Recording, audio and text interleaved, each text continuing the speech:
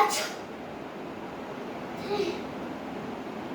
अच्छा 4 मम्मा 4 नील हो गए और मुझे नोज़ी भी आनी है।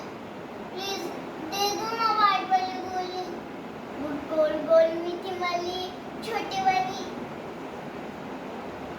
दे दो ना।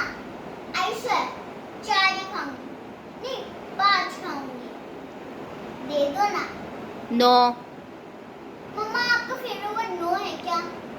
भी वो बोल दिया कपकेक खा लूं, दूसरे नो। भी बोल दिया बाइट में भी लूं, दूसरे नो।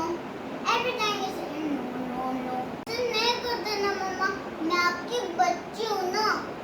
आपको पता है बच्चे के अंदर गॉड होता है, तो जो हमारे टमी में आता है वो सीधे गॉड की टमी में आता है। और आपको पता है मेरा फेवरेट गॉड है बप्पा, क्योंकि वो बहुत ज्यादा खाते हैं लड्डू लड्डू लड्डू, बहुत ज्यादा लड्डू खाते हैं, फिर तो उनका टमी एक लड्डू के जैसा लगता है।